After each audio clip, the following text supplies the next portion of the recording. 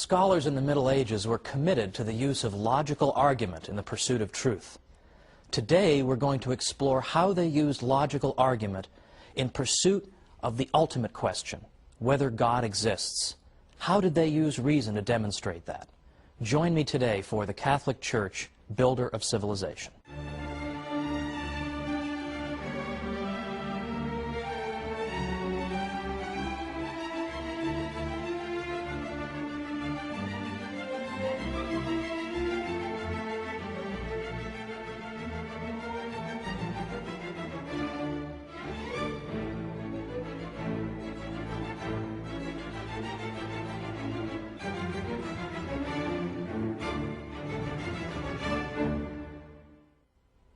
Welcome to the Catholic Church, Builder of Civilization.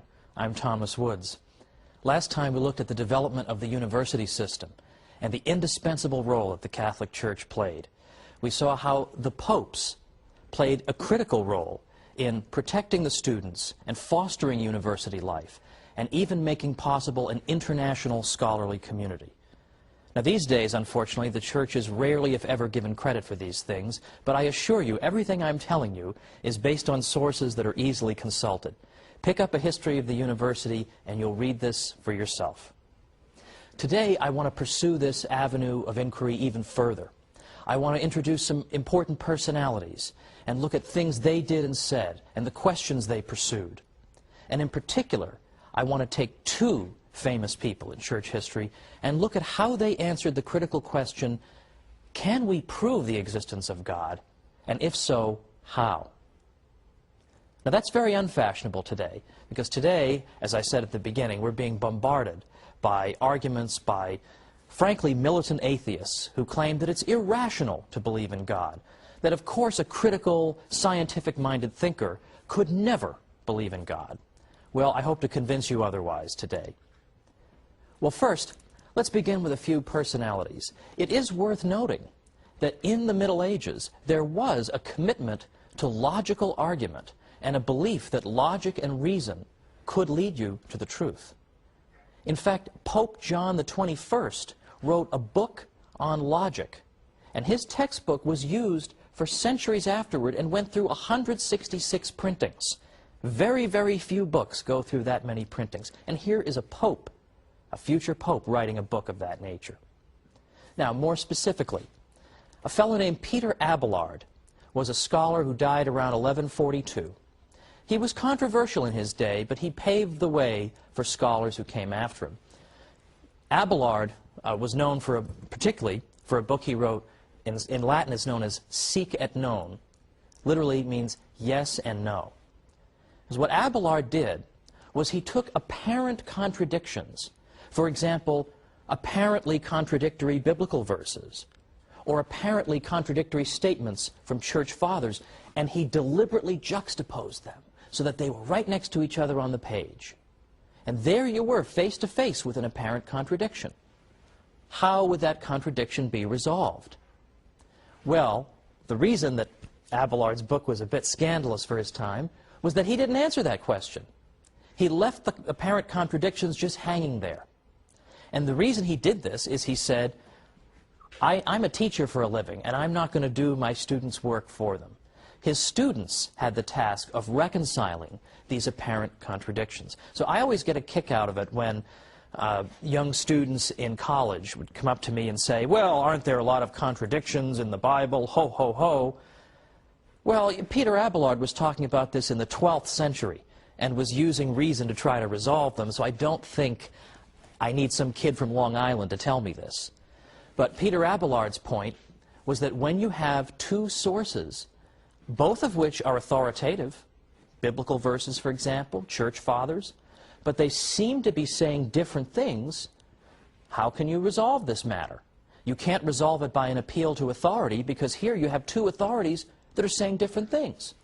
So how do we resolve it? Through the use of reason. Because Peter Abelard was convinced that truth could not contradict itself, that these contradictions must be only apparent contradictions, and that once we get beneath the surface, we'll find that in fact the statements can be perfectly well reconciled. For instance, perhaps the two speakers or the two verses are speaking about the same issue under different aspects. Or perhaps one of the quotations is taken out of context. Whatever the explanation, Peter Abelard was certain that there was one. So here was a scholar who was absolutely prepared to take apparent intellectual difficulties in the faith and arbitrate them at the bar of human reason. Now that is pretty much exactly the opposite impression that I think people have about the Catholic Church, is it not? Then we have a fellow named Peter Lombard. He lived from about 1100 to 1160, who wrote a work of theology called the Sentences that became the most studied theological text, apart from the Bible, for the next several centuries. Now, Lombard, in his book, used authority to explain various aspects of the faith, but he did not hesitate also to appeal to human reason in order better to understand and explore the mysteries of our faith. Again, more or less the opposite of what we're told, isn't it? This, in a nutshell, is what we call scholasticism. In some ways, it's hard to define scholasticism in a way that every single scholastic would qualify as one. But I think it's safe to say that scholasticism initially began as a term simply to refer to professors who taught in universities. Now, right away, that would exclude St. Anselm, because he didn't teach in a university, but he was a scholastic. So it doesn't always work. But beyond that, the scholastics typically were interested in the use of reason in order to understand better and to defend the Catholic faith. They believed that there was no contradiction between reason and faith, and that if there appeared to be one, then we had simply misused our reason, we had not correctly argued the matter, or we simply understood some aspect of the faith. But the two could not contradict each other. They were two wings, in effect, that would soar toward the truth. I believe that's how Pope John Paul II put it in his encyclical Fides et Ratio in the late 1990s. That's exactly what St. Thomas Aquinas believed. So the scholastics are committed to this project of the use of reason in the pursuit of truth and in entertaining opposing views. Typically, particularly after the 13th century, a scholastic didn't just get up there, give his position, and sit down. He always anticipated what the other side would say. And as I said, St. Thomas Aquinas was so generous to his opponents that he would not only explain their position very persuasively, but he would sometimes think of arguments that his own opponents hadn't even thought of, and he would come up with those arguments and say, here, you can have these arguments, but I'm going to answer those too. That's typical of scholasticism. Well, let's look at a well-known early scholastic, a figure we've looked at briefly already, St. Anselm. He's a very early scholastic. He dies around 1109. St. Anselm was interested in this question. Does God exist, and can we prove that God exists? Now, it's true, over the course of his career, St. Anselm asked and answered a great many questions.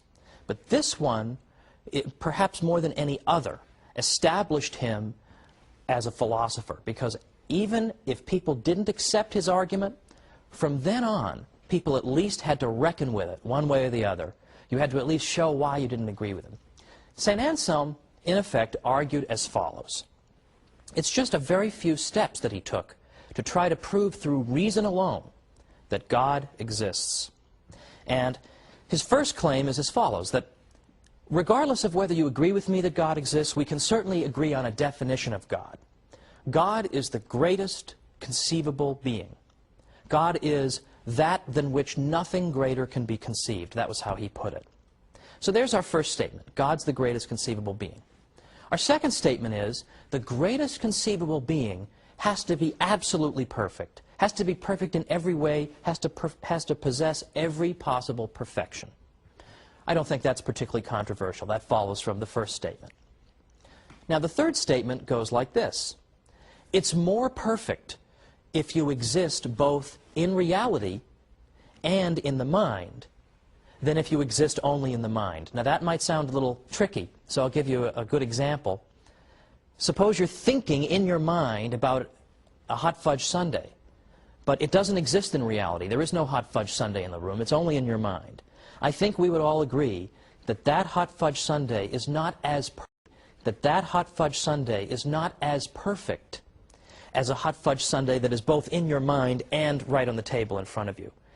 it has a perfection by existing in the world that the imaginary Sunday does not have. Well, what does this have to do with God? Well, what St. Anselm is saying is, suppose God exists only in our minds. He's just a figment of our imagination, like the non-existent hot fudge sundae. Well, then that being is not as perfect as a being who existed both in our minds and also in reality. Now, his next step, in effect, is, therefore God exists. Now, it might seem like he's maybe skipping a few steps here. How does he get there? Well, his point is, if we've said that God's the greatest conceivable being, he has every possible perfection, and one perfection is to exist in reality, the greatest conceivable being would have to have that perfection. He would have to exist in reality, or he wouldn't be the greatest conceivable being if he were only in your mind. But we already agreed that he is. Therefore, God exists. Now, in effect, what St. Anselm is saying is that the existence of God is implied in the very definition of God. Once we unpack that definition, what do we find? We find that his existence is immediately implied. In the same way that if we really understand what the number 9 is, then what follows from the definition of 9 is that its square root has to be 3. Once we've fully understood the concept of 9, we understand its square root is 3. Well, likewise, once we fully understand the definition of God, we then see that part of his nature is to exist. He has to exist. Now, if you're thinking to yourself, well, I'm not so sure that one works, that seems a little bit slippery, I will point out that most philosophers have in fact rejected St. Anselm's proof. In fact, St. Thomas Aquinas rejected St. Anselm's proof, as a matter of fact. But there's always been, in the Western philosophical tradition, a minority tradition that has accepted Anselm's proof. And, in fact, very recently, a dear friend of mine, Bill Mara, who died in 1998, he taught philosophy at Fordham for decades. And he absolutely believed that Anselm's proof works. But whether you believe it or not, for our purposes, is not so important. What I simply want to show you is that Anselm and other Catholics were committed to the pursuit of truth through human reason. There is nothing scriptural in that argument from St. Anselm. He wanted to show that the human mind could solve this problem. Well, after the break, we're going to see how St. Thomas Aquinas solved this problem, and I think much more persuasively. So join me after the break.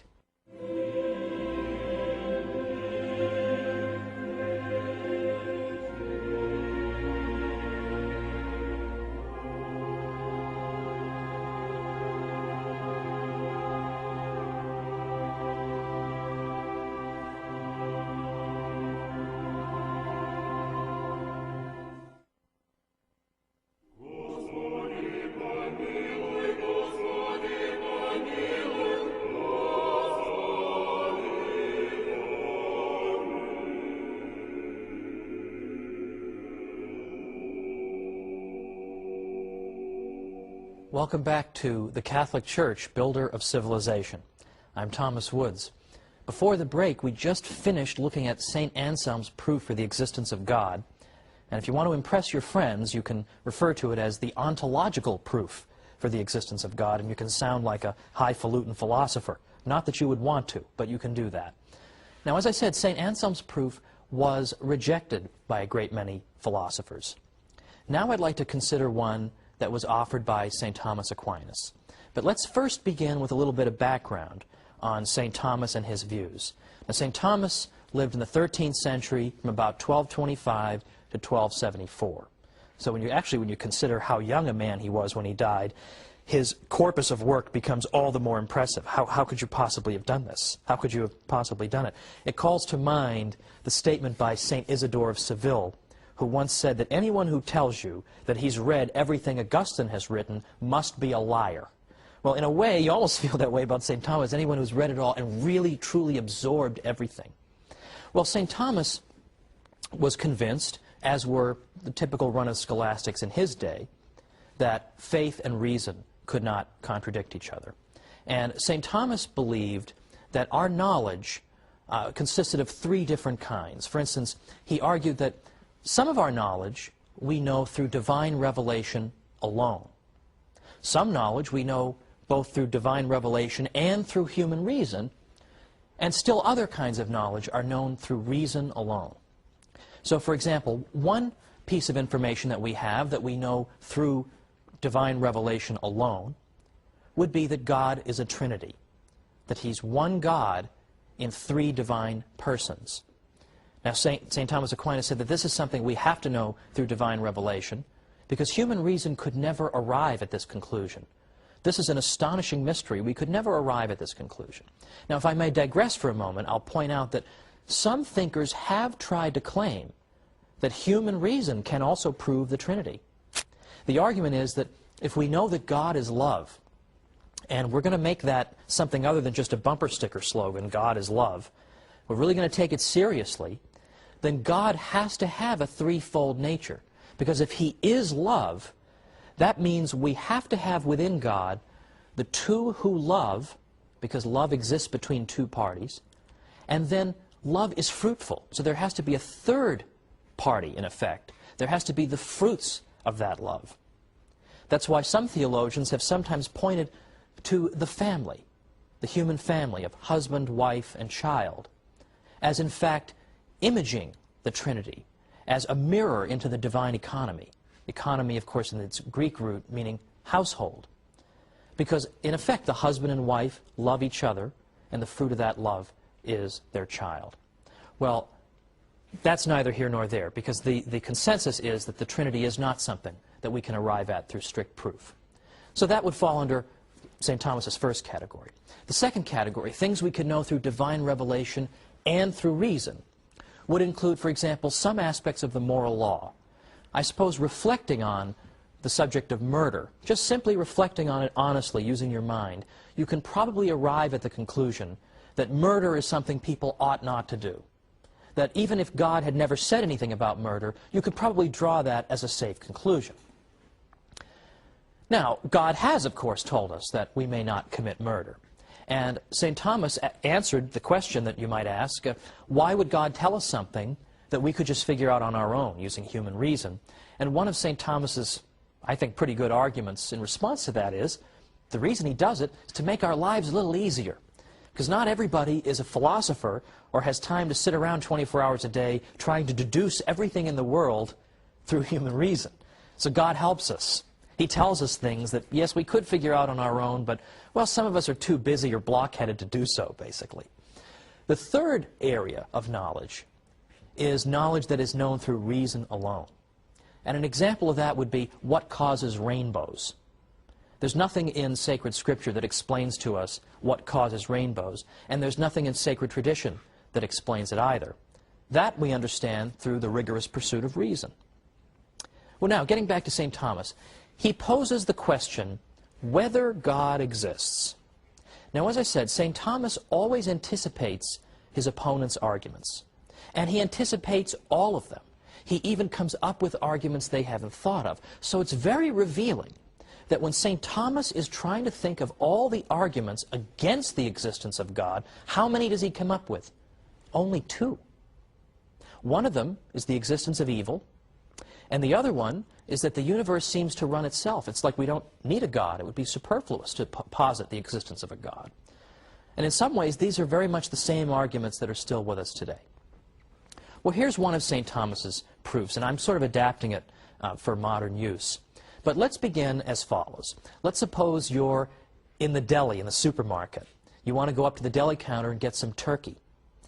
You go up there, though, and you find that you have to take a number before you can get to the counter and get your turkey. So just as you're about to take your number, you see another device. And this other device says, well, before you can take a number, you have to take a number to get in line to take a number. Well, this is a very disturbing, Kafka-esque deli, to be sure. So you're about to take that number, and it turns out there's another number machine. It says, whoa, whoa, whoa, not so fast. Before you take that number, you have to take a number. Before you take that number, you have to take a number. So you have to take a number to get in line to take a number, to get in line to take a number, to get to the deli counter. Well, suppose you turn your head and you see that going on infinitely down this supermarket is an infinite series of numbers you have to take. Well, are you ever going to get to the deli counter? Of course not. You'll spend the rest of your miserable, rotten life standing there, trying to take numbers, but being unable to do so because there's always a preceding one you have to take. You can never even take a number because there's always one before it that you are supposed to take first. You'll never get to the deli counter, that's for sure. But suppose you're wandering around all frustrated in the supermarket, you're wandering around, and you see somebody with turkey in the shopping cart. Then you know the numbers must not go on forever, because then how did this person get the turkey? There must have been a stopping point somewhere. Or consider this. You want to sign up for a course at a college, a special course, and you're told, well, if you want to sign up for that course, you have to go see Mr. Jones. You go see Mr. Jones, and he says, oh, sorry, before you can see me, you've got to see Mr. Brown. Mr. Brown says, before you can see me, you've got to see Mr. Johnson. You say to yourself, what in the world? Obviously, I don't need to take this course. It's going to drive me insane. You'll obviously never get in there because there's always somebody earlier you have to get permission from before you can do it. But suppose you see somebody enrolled in that course. Then you know there must not be an infinite sequence of people you need to get permission from, because then how did this person get in there? Now, what does this have to do with the existence of God? We have a basic insight as human beings that every effect has a cause. Nothing just exists on its own. Nobody goes down to the beach and says, oh, this sandcastle must have just been randomly created by the movement of the waves, or it existed from all time, or my watch here. Nobody would look at this watch and say, oh, I bet this has just always been there before the beginning of time. No one would say that. Okay? We know that would be nonsense. Or, and I apologize to whoever it is I'm borrowing this from. I can't remember what your name is, but I like this example. Suppose I walk into my office and there's a bowling ball on my chair. Now, there are many possible ways it could have gotten there, but the one explanation I will not accept is, well, it just appeared. It had no cause. No one would accept that, right? I would be willing to consider the most ridiculous explanations before I would accept that. In fact, I'd be willing to consider the possibility that the CIA is trying to spy on me, and they've put a little chip in this bowling ball to make that possible. I would consider that before I would consider the ball just appeared. Well, now here's St. Thomas's proof. Every effect requires a cause. So consider anything existing. It requires a cause. Consider a thing Z.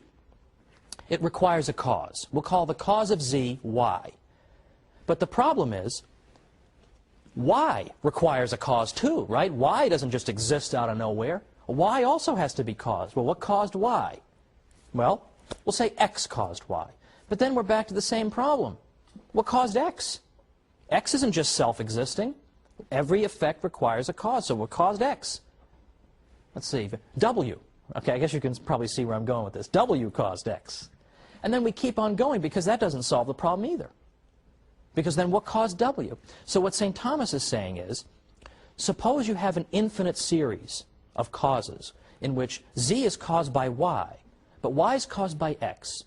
X is caused by W. W is caused by V, and this just goes on and on forever. If that were true, then nothing would exist. Nothing would exist because before anything could exist, it would be awaiting a cause for its existence. But that cause doesn't yet exist because it requires a cause. And that cause doesn't yet exist because it's awaiting a cause. If everything is always awaiting a previously existing cause, the sequence of causes could never get started. It would be like waiting to try to get turkey at that hideous deli. It just goes on forever. You can never get it started. You can never get that number to get started. It just goes on forever. You'd never get any turkey. And in this case, nothing would exist in the world. But look around you. Things do exist. Okay? Things do exist. The TV you're watching this on exists. All these things do exist. So the series of causes cannot logically go on forever. There must be a stopping point. There must be something that exists entirely outside the causal sequence that gets this relationship going, that begins to cause the next thing, which causes the next thing, which brings all the things we see into existence. And St. Thomas says, this cause must be God. Now, some people will say, well, then what caused God? Well, that actually shows a complete misunderstanding of the argument. The point is simply that it is logically necessary, it's unavoidably necessary, that something must exist outside this causal sequence in order to get it going. Now, I don't think that's a dumb guy argument, right? I find that an overwhelmingly persuasive argument. And I used to explain it to my students when I taught history in New York and I taught Western Civ. I used to do this. It's a legitimate historical point. And it makes you think. Now, you don't reason yourself, typically, into believing in God. But there are a lot of people today, I think, who think that believing in God is just stupid and irrational. Proofs like this can help to break down those barriers for people like that. This is what the universities made possible, this type of rigorous intellectual environment. Pope Innocent IV, a 13th century pope, described the universities as rivers of science which water and make fertile the soil of the universal church. Pope Alexander IV called them lanterns shining in the house of God. But it's not all scholars who built Western civilization. It was people who prayed and did scholarly work, but also did physical labor. And I'm talking now about the monks, who will be the subject of our next program. The monks are probably the most versatile people who ever lived. They prayed, they were agriculturists, they were metallurgists, they were scientists, they were physicians, they provided charity, they provided inns for people. They did more than any other group of people in any culture I've ever been familiar with, and they played an essential role in building Western civilization. So join me next time as we talk about the monks on the Catholic Church, Builder of Civilization. See you then.